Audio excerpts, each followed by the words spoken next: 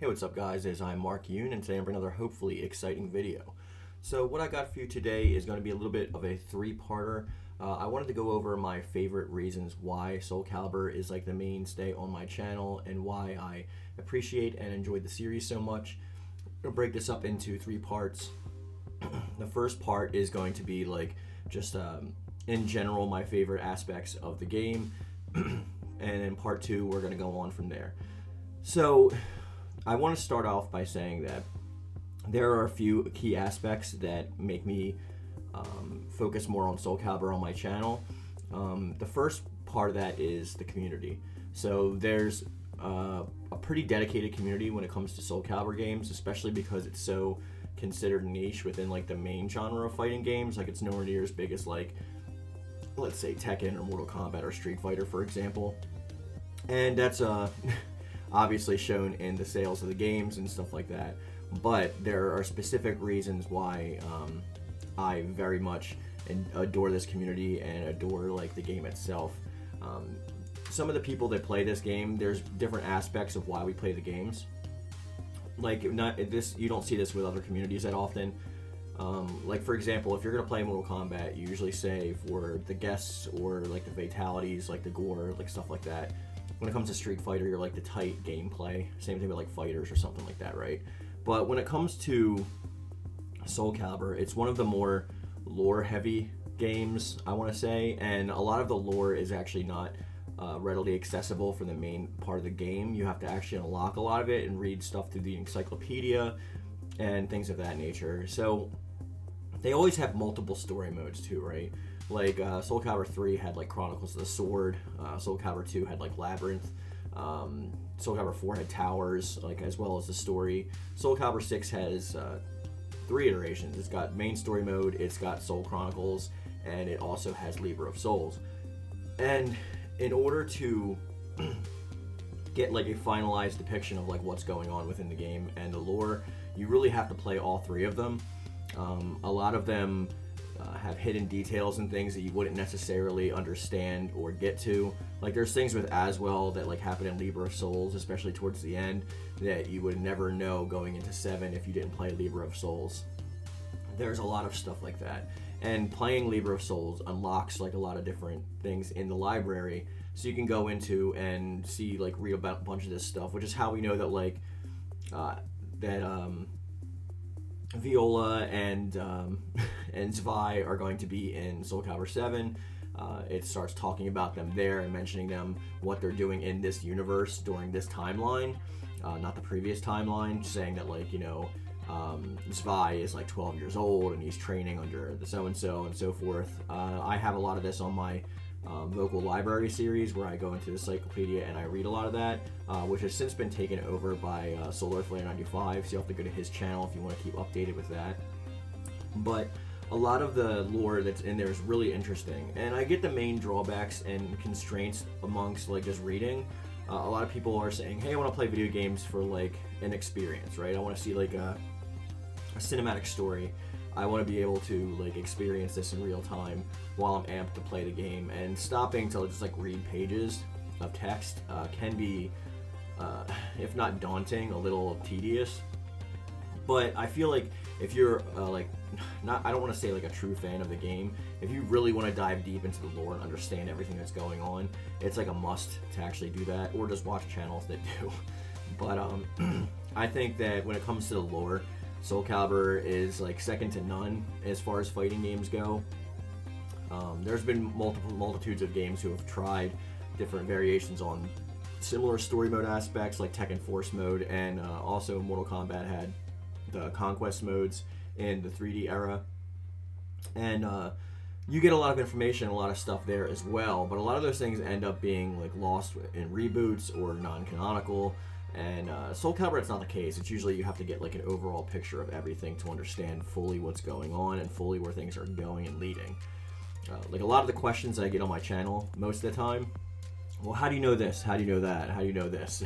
It's playing the game. A lot of people gloss over the encyclopedia and completely ignore it, and that's where a lot of the information comes from.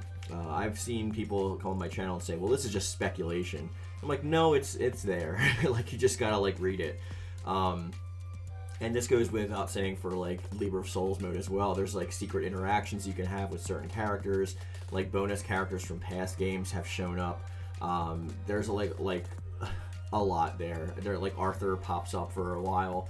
There's like a ton of just hidden things that will let you know what the backstory is and the future story of the game. A lot of foreshadowing, and you really need to play all of it to get a good feel.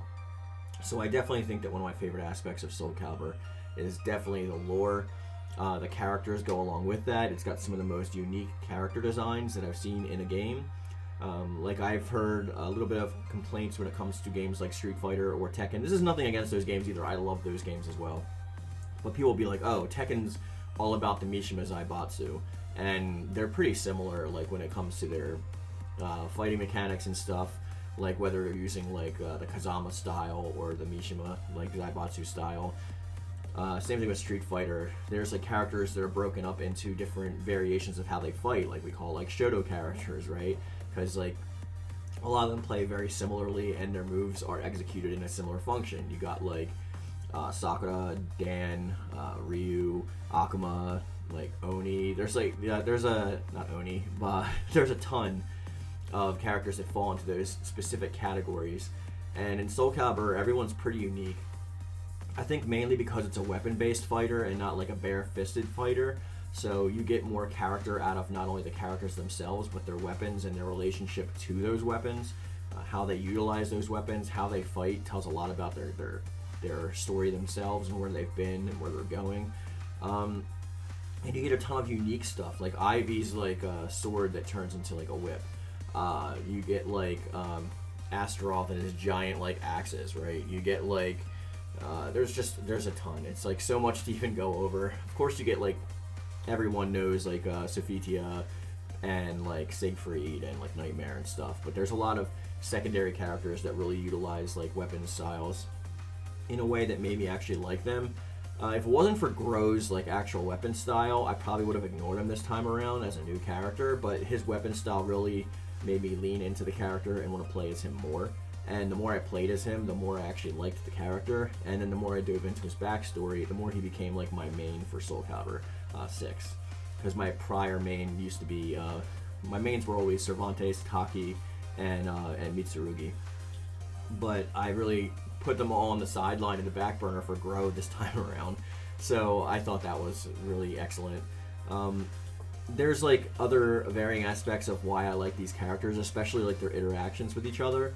Like the way they each have their own relationships, but they're going their separate ways, but they all convene in like a singular point when it comes to like plot.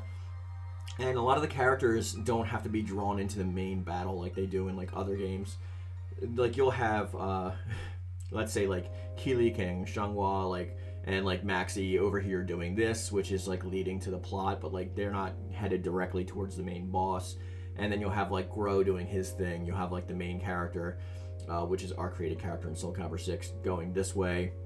Everyone's kind of doing their own thing, and they don't necessarily converge at the same point, but their actions lead to the convergence of that point.